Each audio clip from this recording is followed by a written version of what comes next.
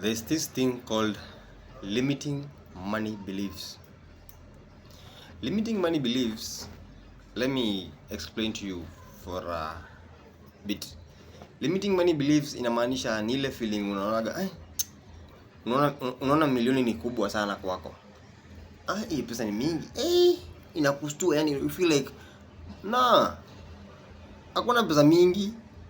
You should make even 50 million in a day. Kila siku even 2 hours unafaa ukuwe na 10 million. Kill that feeling. You're limiting money belief. It makes a lot of people don't even get blessed cause hiyo energy unatoa unajilimit wewe mwenyewe kufind that money bana. You limiting money belief, achana nayo. You can make that million today, you can make that million tomorrow, you can make even 10 million in 5 seconds. In the next second in the next 1 hour uunde zingine bado. Wacha kuamini ati hakuna pesa mingi. You can make the money and you can keep wewe. Kill that feeling. Ati yes, hakuna pesa mingi. You hear me? There's no more money. Hakuna do mingi. Wewe